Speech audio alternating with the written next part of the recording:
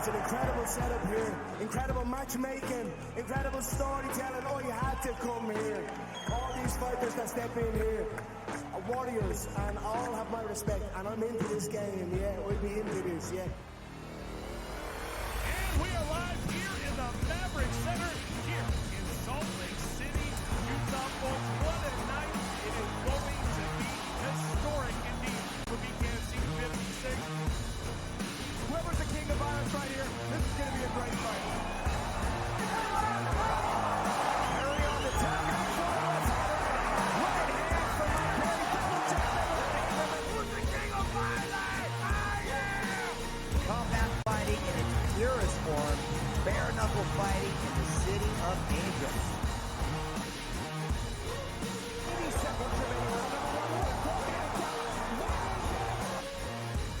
We've got the biggest announcement in the BKFC history we're about to make, so let's make that announcement. What's up, Knucklemania? The notorious Conor McGregor here. Ladies and gentlemen, the huge announcement that I have for you today. Conor McGregor, myself, and McGregor Sports and Entertainment is now an owner of Bare Knuckle Fighting Championship. Welcome to the big leagues. David Feldman, baby, we did it. He's now an owner of BKFC with us, and we're going to take this motherfucking thing all the way to the top now.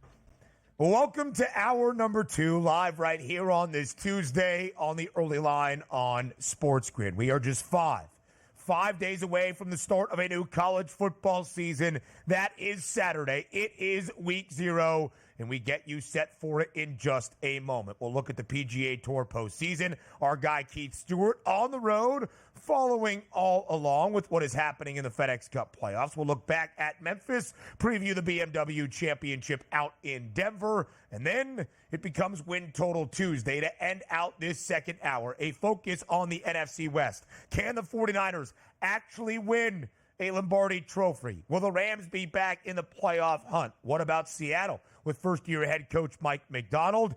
And can Arizona find its way back as well with a fully healthy Kyler Murray for the entirety of 2024? A lot to get into here, DRS, in this second hour. 2 more hours to go up until 11 a.m. Eastern. And maybe the biggest question, Ben, you being a college football guy, you got to find this out. Like, does Georgia Tech bring the rambling wreck car on the road to Dublin, Ireland? Like, are they going to be able to drive that bad boy out like they do at home in Atlanta? Like, those are some of the things I need to know, because that could be the difference in the game plan. Like, we don't have our car today, Ben. We can't be outperforming Florida State here. If that car is on the road and I see it drive out in Dublin, well, you're looking at maybe an outright victory for GT.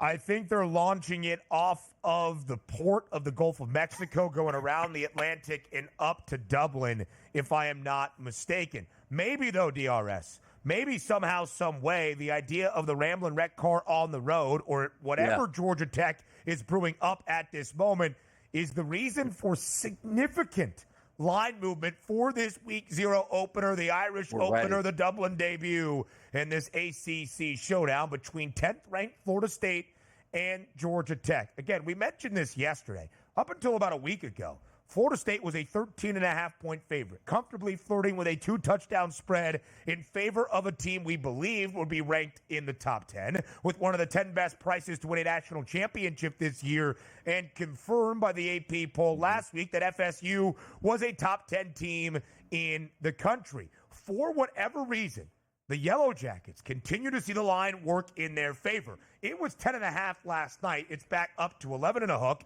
in favor of the Seminoles. But, Donnie, I don't remember this much line movement for a week 0 game. Maybe it's attention being paid to the spread as we get closer and closer to a college football season. But Georgia Tech is seeing the market favor the Yellow Jackets and getting this down. Still a 2-score number, but much closer to single digits than it was just about a week ago.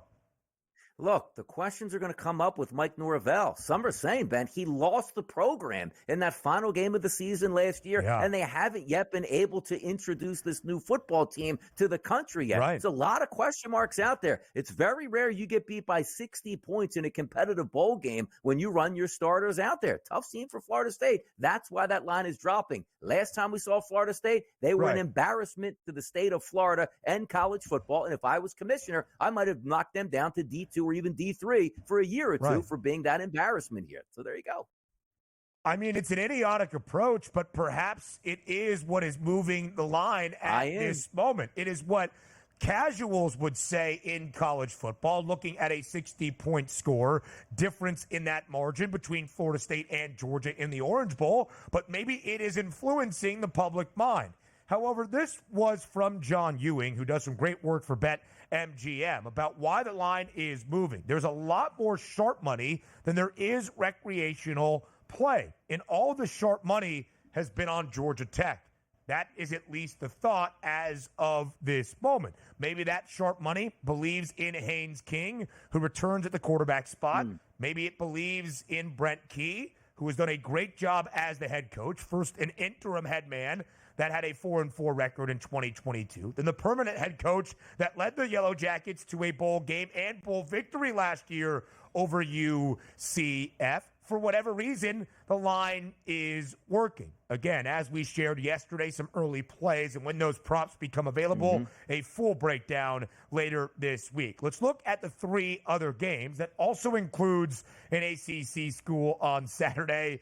That's SMU. Yes, Southern Methodist University, located in Dallas, Texas, is now a member of the Atlantic Coast Conference. They are nearly a 4-touchdown favorite against Nevada, who named its starting quarterback Brendan Lewis, who has been a veteran and started 10 of 12 games for the Wolfpack as the starter this year. New head coach, though, in Reno, it's Jeff Choate, who worked the last couple of years as the defensive coordinator, or co-DC at least, in Austin for Texas, has head coaching experience as the head coach of Montana State, an FCS powerhouse that, as you saw there, plays on Saturday as well and is a double-digit favorite as an FCS school over the FBS New Mexico.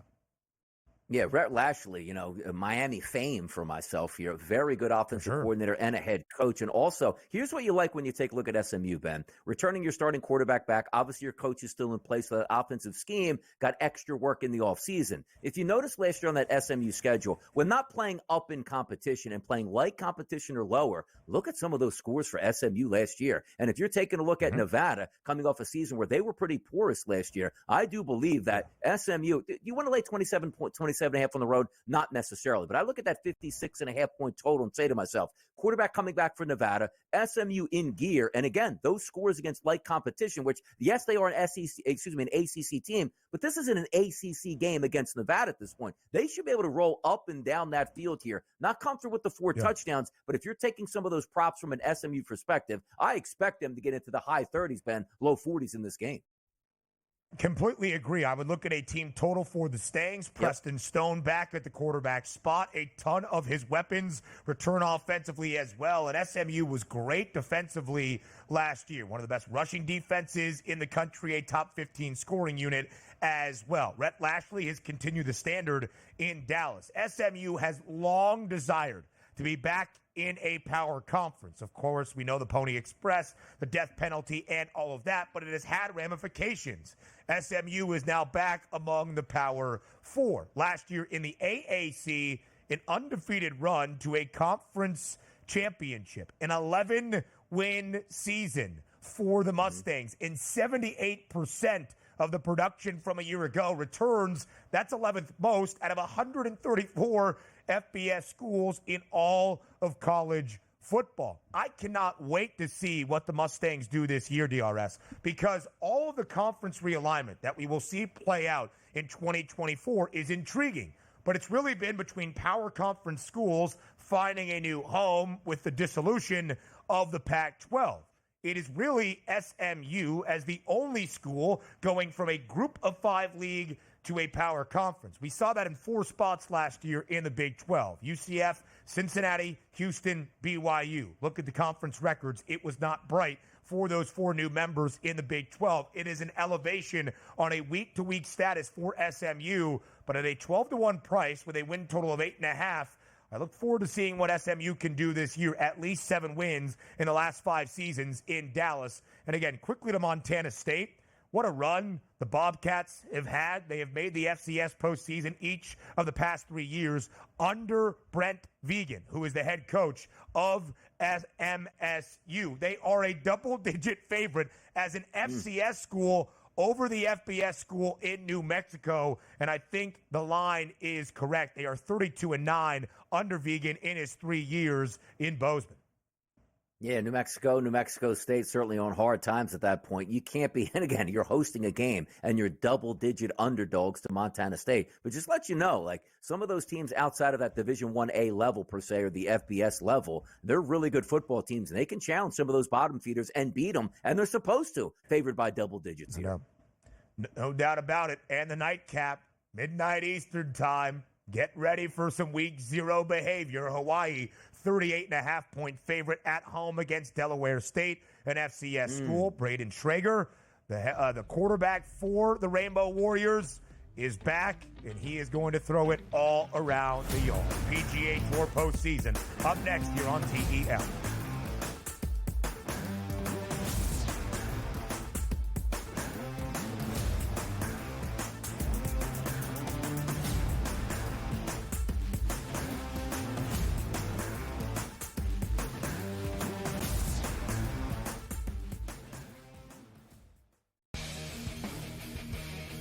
These preseason games often just come down to a team will get inside the 5-yard line and they go for it. Like nobody's ever, like in the real world, the Falcons would have kicked a field goal. Hit this thing right down to the middle. We talk about these games being close, decided, maybe a tie. Like that's the whole thing. You talked about it, Merrill. These lines are moving like not just 1 or 2 points. Like this is significant stuff. Sports Rage tonight, only on SportsGrid. We looked borderline unprepared the end of the game. We didn't know how to match up. We didn't know how to switch that at half court. And when Gabby Williams got the ball, hit that long 3 to funnel her to the basket to keep that is on the staff, but it's also in the fact that we did not think we were in that or going to be in that situation. Betting above the rim, only on SportsGrid. Hey, let's say it comes down for Matt Kuchar in the FedEx Cup ball. Let's say he doesn't make a cut, and it comes down to 1 shot. And that's a good point. And he keeps his card for the top 125 because he did make the jump from, I think it was 113 to 103. So he made a 10-spot jump. So he's got, 17, or let's see, that was not good math. He's got about 20. Not a bad one. The Smiley Show, only on SportsGrid. It feels like everybody's running to Houston, and that worries me a lot. The expectations for this Texans team, given where they were a couple of years ago, is kind of scary, is it not? I was at least looking for a number. I think the best one I found was plus 850, and then Super Bowl-wise, I think it was 16-1. I think if they make it, they would probably be the favorites. Game time decisions, only on SportsGrid.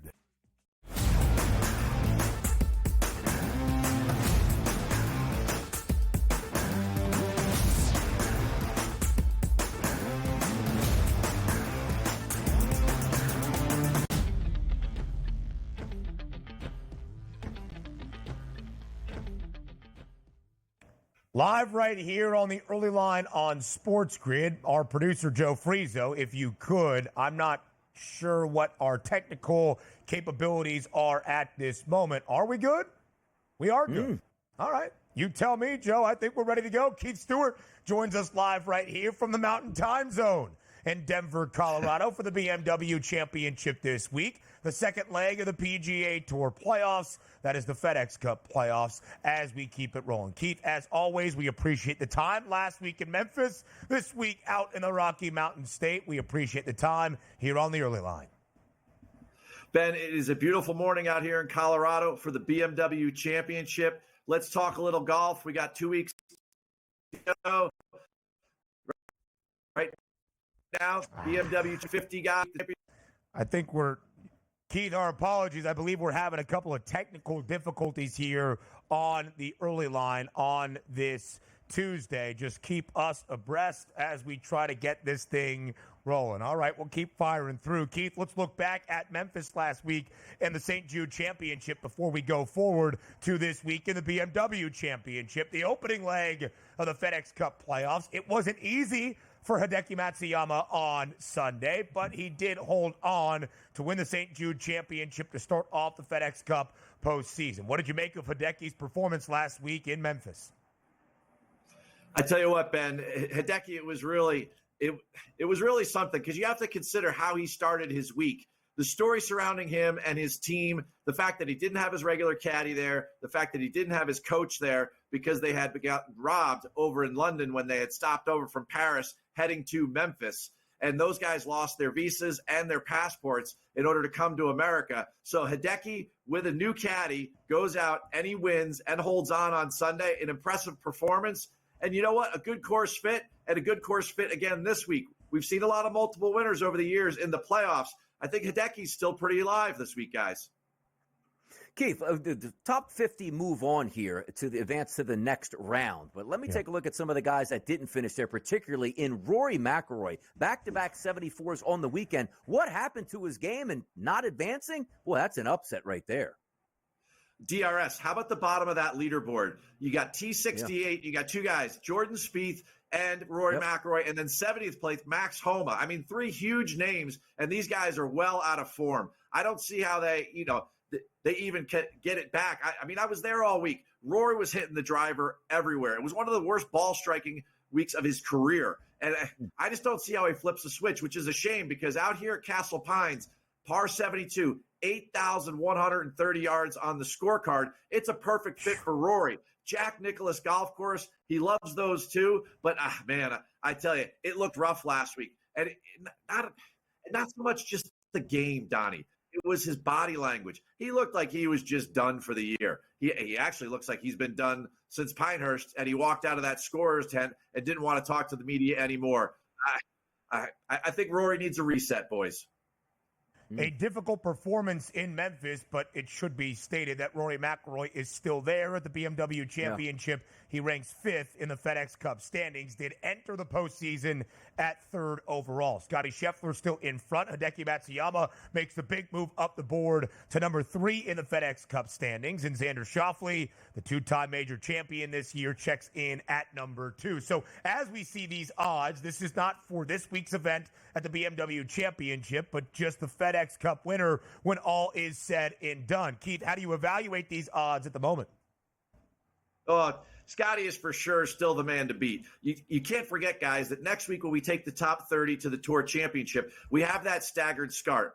So Scotty's not only going to be in first place, but he's going to get a couple extra strokes on the field. You know, last week he wasn't great with the putter, but everything else was. He finishes T4. This week, he's coming to a place where we're not on Bermuda gas greens anymore, so I feel like the putter's going to work a little bit better, but it's a ball striker's paradise. You have to cover the fact that I'm at 6,400 feet of elevation here at Castle Pines Golf Club. There's a huge adjustment to be made, 7.5% of carry. So that means when Donnie's hitting his driver 300, out here he's hitting it 23. So all of a sudden, that 8,100-yard golf course, it gets down to 7,500 yards, 4 par 5s. This is the perfect spot for Xander and Scotty. I think Scotty still easily maintains his lead going in, and with a brand new redesigned East Lake, I'm not sure that Xander has as much of an advantage over Scotty like he would anyone else. We take a look at the FanDuel Sportsbook here for the odds for this weekend's BMW Championship. No stranger, it's Scotty Scheffler at a plus 330 price, followed by Xander Schauffele at a plus 550. But how about this? Rory McIlroy, 3rd in line at a 12-1 price, followed by Morikawa, Cantlay, and Matsuyama. Give us some looks there at the top of the leaderboard for this weekend here, Keith. I think the big two are really impressive. You just go to Xander. He won at Valhalla, the PGA Championship, his first major of his career and the first major of his 2 this year. That's a Jack Nicklaus designed golf course. Big golf course, just like this one that I'm at this week. And, of course, you have Scotty, who's still striking the ball unbelievably. He doesn't like to putt on Bermuda. We're back on POA, bent grass greens. I feel like Scotty's going to have a little bit of a bounce back. Both of those guys are going to be a huge part of this conversation. I won't bet them at single odds. I'll have to wait till the live market. I did bet Scotty on Sunday morning in Memphis when he was 7 back because he was over 10-1. I mean, I'm betting Scotty anytime live he goes over 10-1 and he's not in a jail cell, guys. I mean, he is that good and he's that impressive. So at the end of the day, I think that either one of those guys, they're a live bet play. I would not bet them pre-tournament at 6 or 3-1. Scotty Scheffler still finishing in 4th in Memphis in the opening leg of the FedEx Cup playoffs. Xander Schauffele firing a 7-under in his final round on Sunday. Keith, the top 30 make it to Atlanta and Eastlake for the Tour Championship. For the guys on the horizon of getting to the third and final stop in the FedEx Cup playoffs, give us some names to pay attention to this week out in Denver. All right, my early leans on the early line. Victor Hovland, he's back from the dead. He won the BMW last year. He was great last week. Top 5 in approach, top 5 off the tee, and we know the guy can score. And the other guy is a hometown hero, Wyndham Clark. Yes, he's from Denver. If you're talking about a guy who knows all about altitude adjustments, here's your guy. He played very well last week. T7 there at the St. Jude. So I love Wyndham Clark. He bombs it off the tee, and he'll understand about these greens. Jack Nicklaus, all sorts of levels. It's going to be one of those complicated courses to score. Keith Stewart, we appreciate the time. Enjoy the week at altitude. More on the early line up next.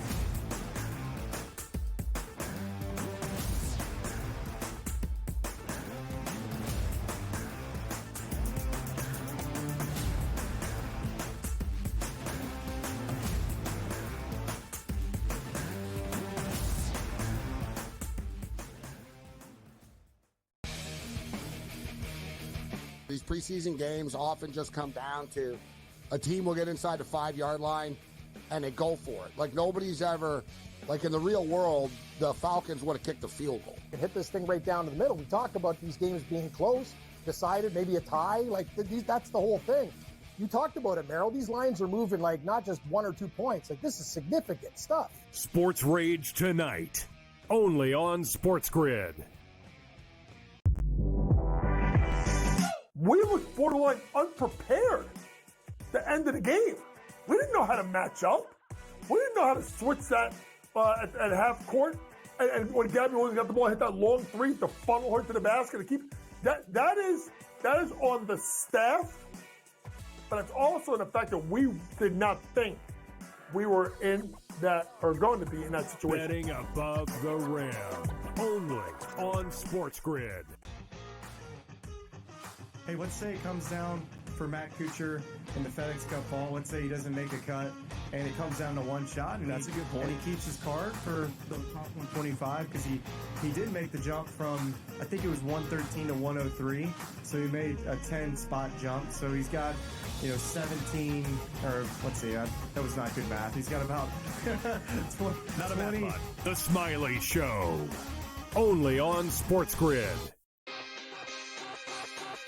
It feels like everybody's running to Houston, and that worries me a lot. The expectations for this Texans team, given where they were a couple of years ago, is kind of scary, is it not? I was at least looking for a number. I think the best one I found was plus 850. And then Super Bowl-wise, I think it was 16-1. I think if they make it, they would probably be the favorites. Game time decisions, only on SportsGrid.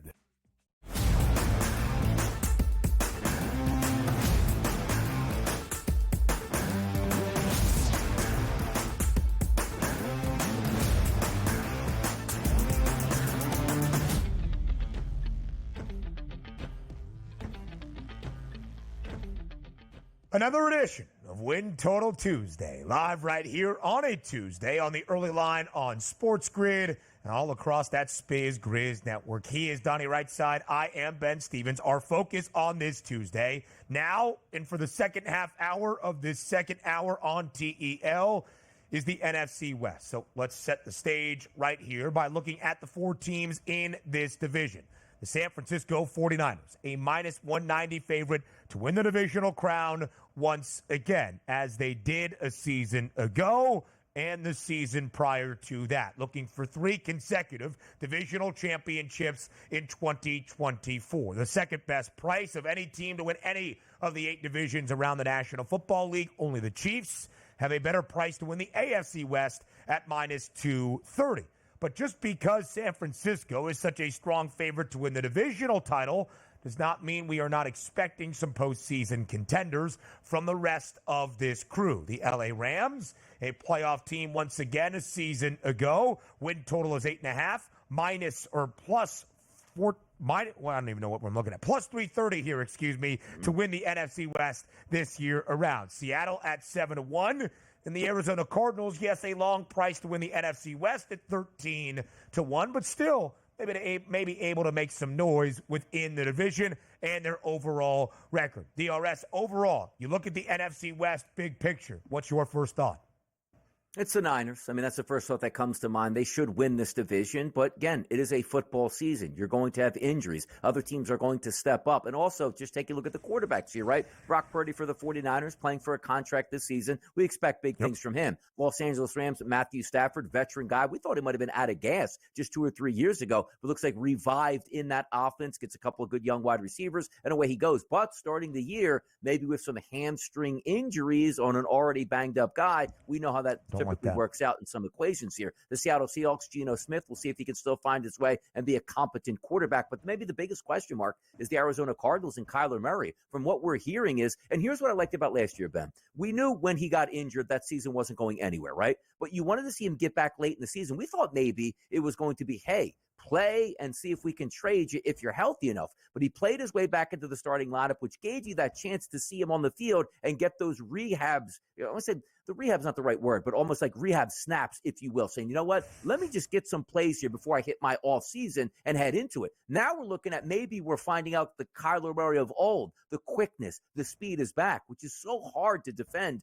during a National Football League season on a week-to-week basis. You see it week-to-week there with the Baltimore Ravens. Those guys that can get out of the pocket, you're saying, okay, Tuesday, put in the game plan, Wednesday, Thursday, and you see him Sunday, then you go back to a pocket quarterback the following week. But you are expecting big things out of Marvin Harrison. So I guess my wild card to watch out for would be the Cardinals, because if we can get a good version of Kyler Murray, why can't they compete with the Seahawks and the Rams here, Ben?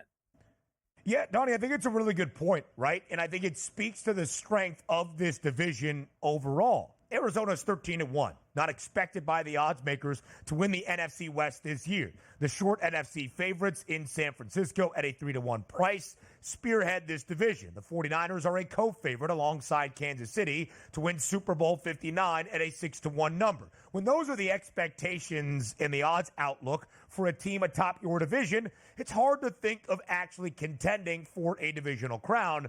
But Arizona has a win total of 7.5. And yes, the under has the hefty juice at minus 152. But it goes to show you the floor in this division is not all that low. When you look at the Rams, 8.5 is the win total for LA, over heavily juiced. For Seattle, 7.5 the win total, over heavily juiced. I think one of the biggest wild cards is actually Seattle, and not so much the Cards, but I think it overall speaks to how good this division can be and not a cakewalk by any means for the San Francisco 49ers. A lot of challenging pieces to get in the way of the Niners this year. But we'll talk about San Francisco up next, and until otherwise proven, the 49ers should be that heavy odds-on favorite to win the NFC West.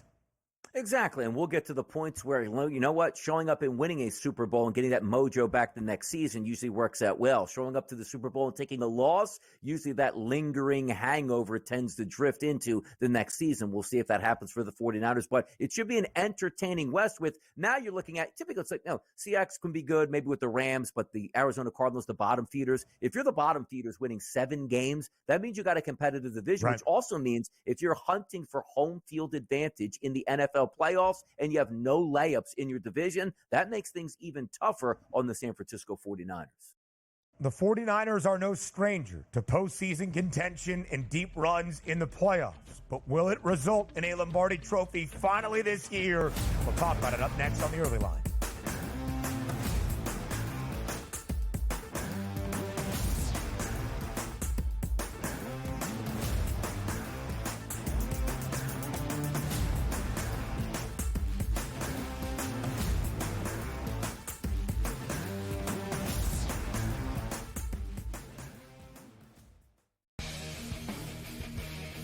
These preseason games often just come down to a team will get inside the 5-yard line and they go for it. Like nobody's ever, like in the real world, the Falcons would have kicked a field goal. And hit this thing right down to the middle. We talk about these games being close, decided, maybe a tie. Like that's the whole thing.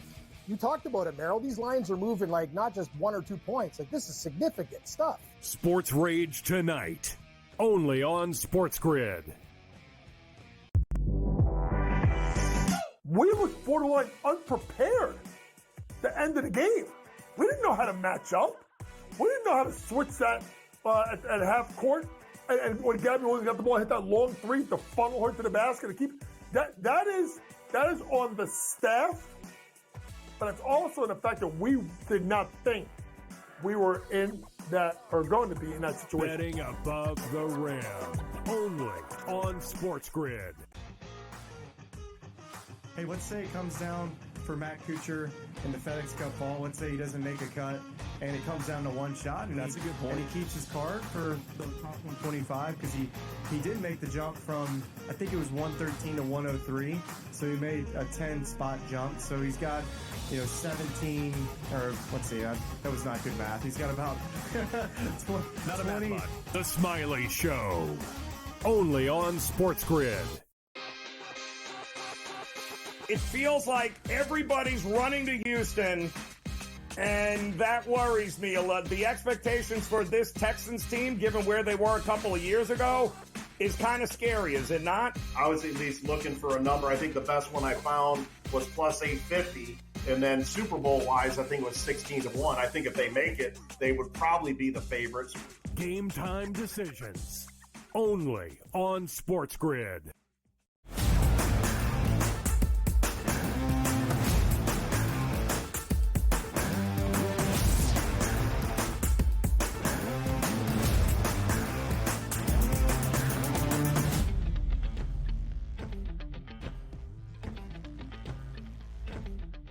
We're talking NFC West football right here on the early line, and we cannot wait, obviously, for the first week of the NFL season to really hit the ground running. And those San Francisco 49ers that we're going to focus on right now, they go up against the Jets night number 1. I believe it's a Monday night football game, which would be absolutely fantastic to watch that play out. Now, if we are taking a look at the 49ers, expectations are high. They're one of the most talented teams in the NFL, but question marks are going to arise. As you see that schedule up there, certainly when you finish at the top of your division and one of the better teams in football, typically you get a first-place schedule that's supposed to be much harder than a second, third, or fourth place. We get that. But we think on a week-to-week basis, the 49ers are going to be favored a heck of a lot more than their underdogs, right? What, maybe 3-4 games maximum on the road, if that's even possible, that they'll be dogs for. But let's take a look at the San Francisco 49ers entering into the season, because on paper, if everybody is there, week number 1 and healthy, this team probably should win the NFC.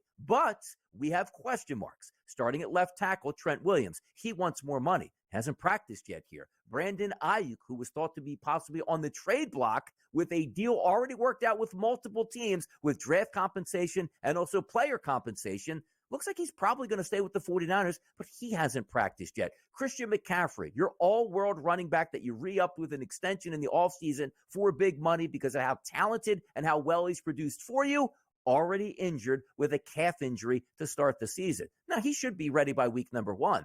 Ayuk, if he signs, he should be there week number 1. Trent Williams, the same thing. But you're missing a lot of time in training camp to bond with those players to get in form for game number 1. Because it's not as if you have a layup like, hey, the Carolina Panthers are coming to town week number 1. No, it's the New York Jets, one of the more talented teams in the country. And also, from a National Football League perspective, if you have a healthy Aaron Rodgers, that game is going to be interesting and so much fun to watch. But if you are looking at the Niners' outlook on the season itself, if we're trying to make the playoffs, yes, they're going to do that at a minus 420 price. If you're going to have a win total, it's 11.5. It should be that high. And keep in mind, 12-4 back in the day was a sensational record. Now you have the 17th game, so 12-5, certainly doable for a team as talented as the San Francisco 49ers. And to win the NFC, it's at a 3-1 price. Now, Ben and I were talking before the break on the 49ers because there is something to this. A team that has won a Super Bowl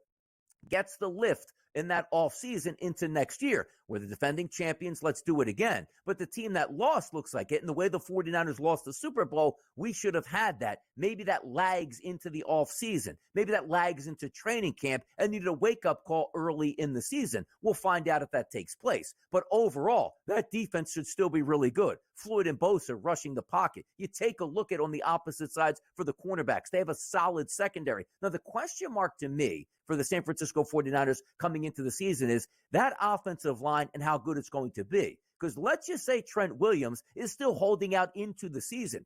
You get the Jets week number 1. That is a really good defense here. And we always know if you can't protect the quarterback, that offense won't be able to surgically strike down the field like we're used to here with a Shanahan system. But if you are being optimistic, and let's just say the 49ers show up week number 1, Deebo Samuel on one side, Brandon Ayuk on the other. You take a look at the tight end, it's George Kittle. Brock Purdy, who's a very good quarterback, and Christian McCaffrey, maybe the best overall running back in the sport at this time. That's kind of wild to line up. So, Ben, as we're looking at the 49ers, there's not a lot to dislike, but if you are starting to poke holes in this team, it comes from losing a Super Bowl and then having maybe not your best players in the lineup for week number 1.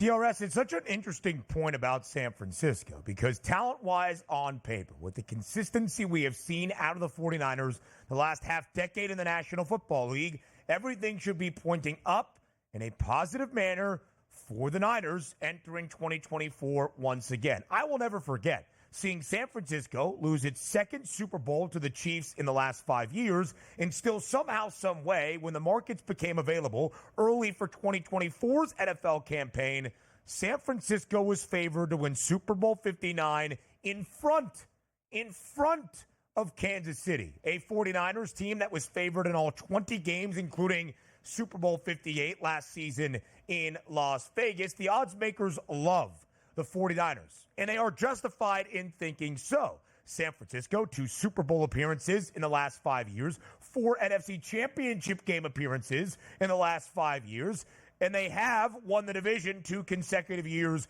in the NFC West. All 4 times they have reached the NFC title game. They have won double-digit games 3 of those 4 times over their win total that they enter this year with at 11.5. There is a lot to like about the 49ers, and yet, whether it's the pessimism with some of the roster maneuvers that have happened this offseason, at least the guys that are not there at this moment, Brandon Ayuk or Trent Williams, or just the lack of Super Bowl winning pedigree we have seen out of the 49ers in the last 3 decades, something holds me back from fully buying in or at least betting the short numbers on San Fran entering a new NFL season.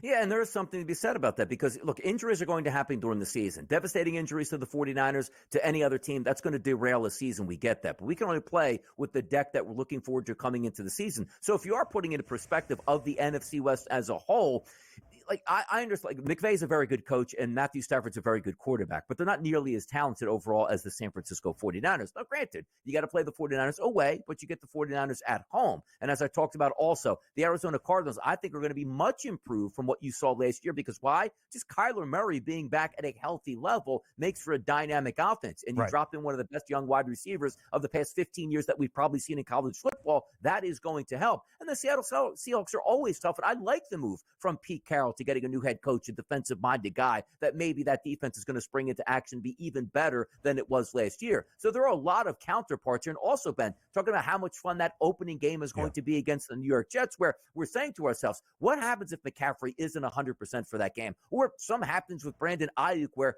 things haven't gotten worked out, or maybe just got worked out 4 days before the game. The same thing with Trent Williams. Those guys haven't been to practice all season long, just being dropped back in. Now, granted, same team, same locker room, same house. You're not moving, same playbook. I understand it. But there's something about getting those hundreds of reps in the off season, which includes the training camp era, that you need to be there before game number 1. So I'm high on the 49ers. Do I think they win the NFC? They probably do. But there's not one of those things where you're entering the season, Ben, it's like, you know what? They're untouchable at this point. They should be able to run away with it. You know, I talk about Kansas City and Patrick Mahomes. Hey, who's on that team? Is Patrick Mahomes there? Yeah, they're going to win the AFC. It's obviously not to that level in San Francisco. Even though I thought they should have beat Kansas City last year in the Super Bowl. We'll see how it plays out this year, but I'm pretty high on the Niners, to say the least.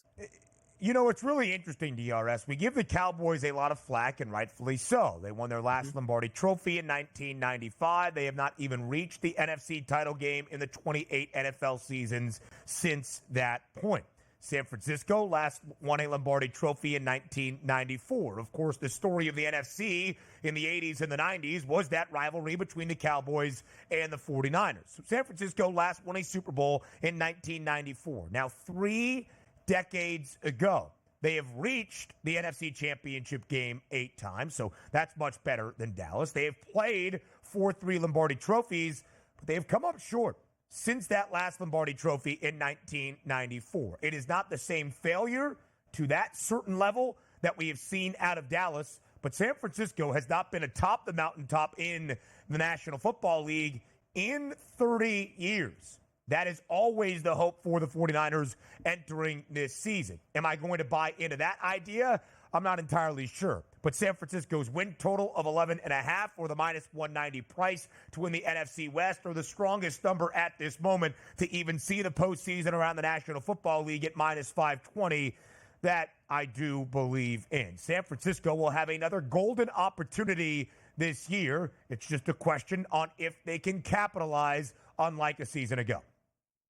Exactly correct. And we might know game number 1, how for real the 49ers can be. We understand it's a long season, but if they beat the Jets here and beat them in convincing fashion, like a touchdown or more, watch out for the Niners. But something in me says, you know what? If the Jets show up and able to knock out the 49ers, how much fun it will be on that Tuesday morning to talk about the New York Jets and where they're going this season. And same thing with the Niners. Elsewhere around the NFC West, next.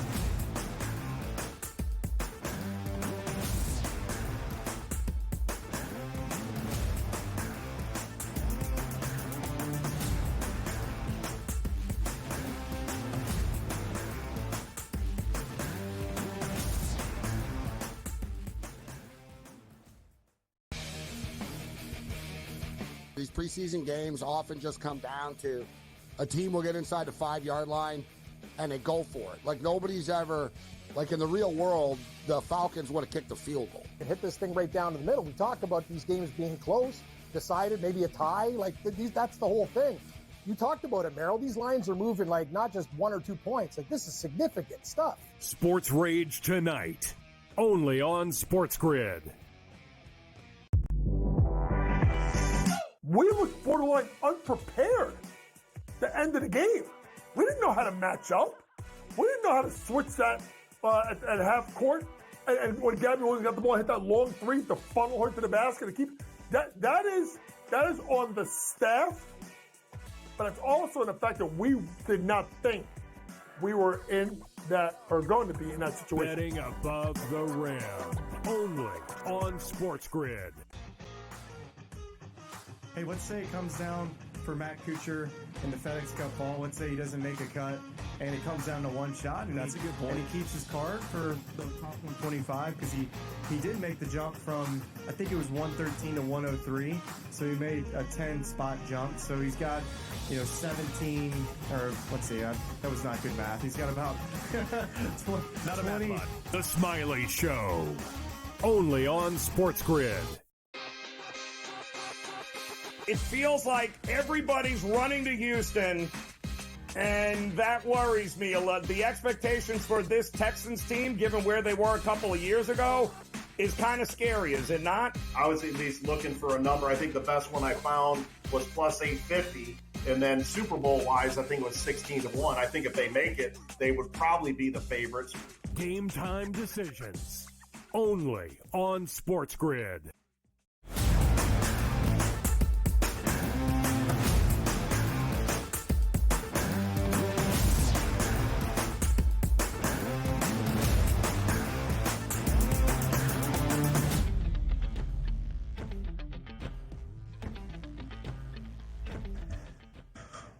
One final point on the 49ers before we move elsewhere on Win Total Tuesday around the NFC West division. There are 3 games right now for the regular season where the 49ers have a price and a spread associated with it. The Week 1 opener at home in Santa Clara, Monday Night Football to end out Week 1 against Aaron Rodgers and the New York Jets. The 49ers a 5.5-point favorite. Week 7, they host Kansas City in the Super Bowl 58 rematch between the two Super Bowl 59 co-favorites.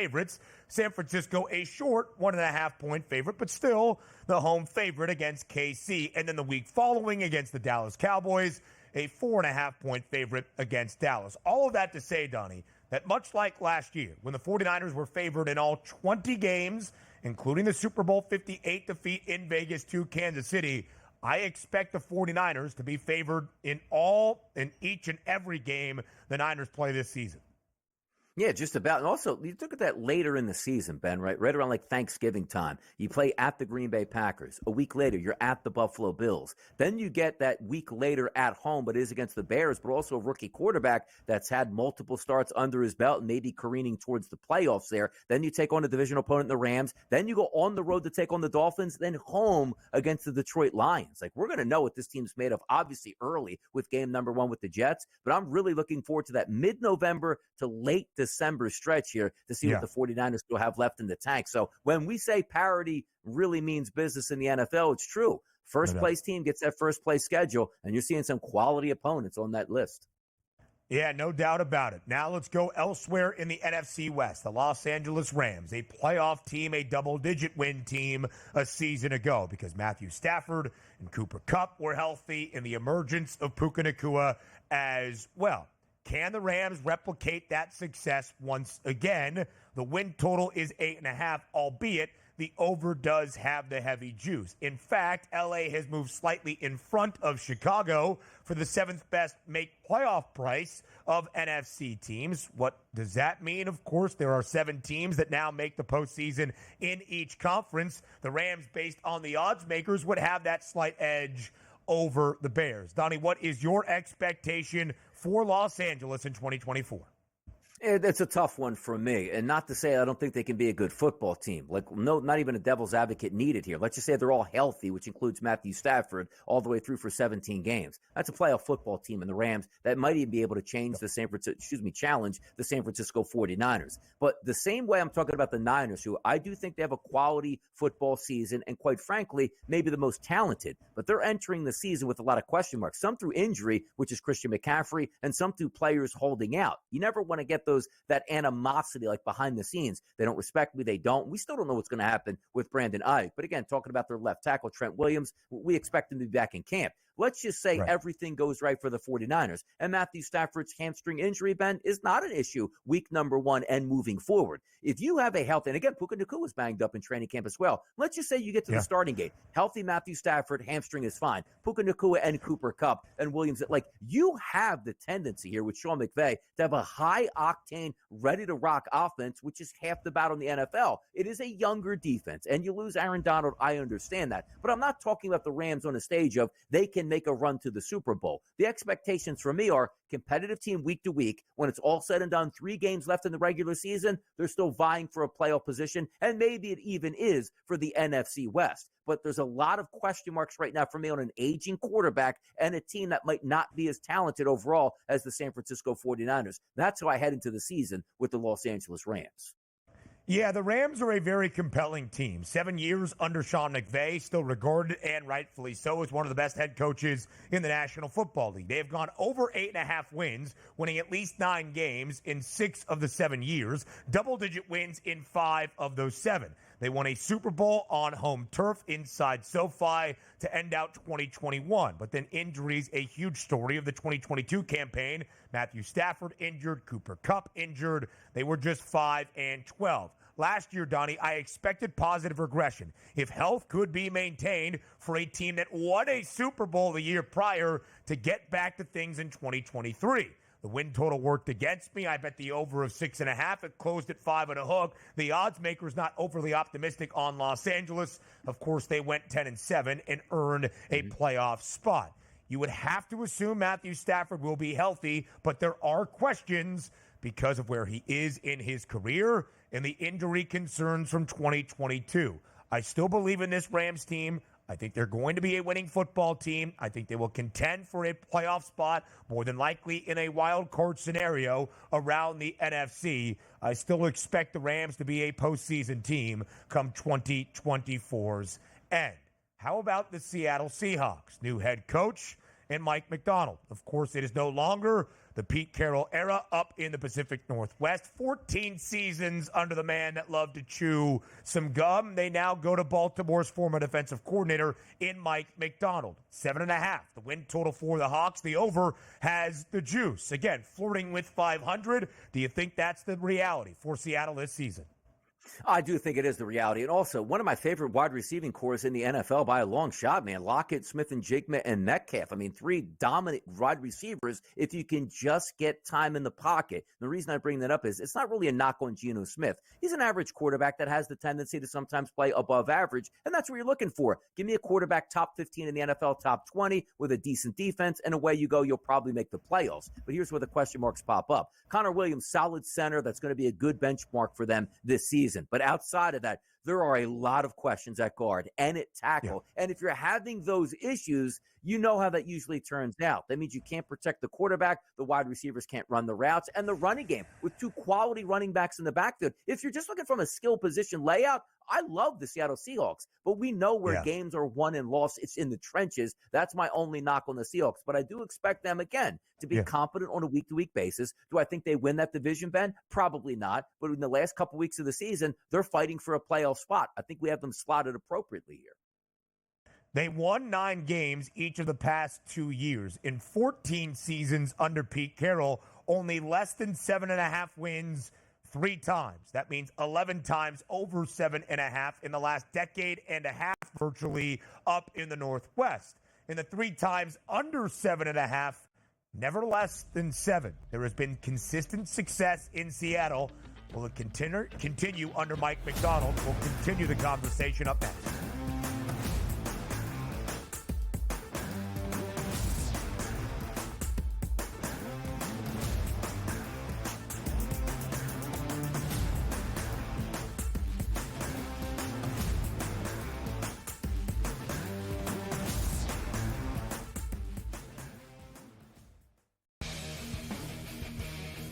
These preseason games often just come down to a team will get inside the 5-yard line and they go for it. Like nobody's ever, like in the real world, the Falcons would have kicked a field goal. And hit this thing right down to the middle. We talk about these games being close, decided, maybe a tie. Like that's the whole thing. You talked about it, Merrill. These lines are moving like not just 1 or 2 points. Like this is significant stuff. Sport at half court, and when Gabby Williams got the ball, hit that long 3 to funnel her to the basket to keep that is on the staff, but it's also the fact that we did not think we were in that. That was not good math. He's got about not a math bud. The Smiley Show, only on SportsGrid. It feels like everybody's running to Houston, and that worries me a lot. The expectations for this Texans team, given where they were a couple of years ago, is kind of scary, is it not? I was at least looking for a number. I think the best one I found was plus 850. And then Super Bowl-wise, I think it was 16-1. I think if they make it, they would probably be the favorites. Game time decisions, only on SportsGrid.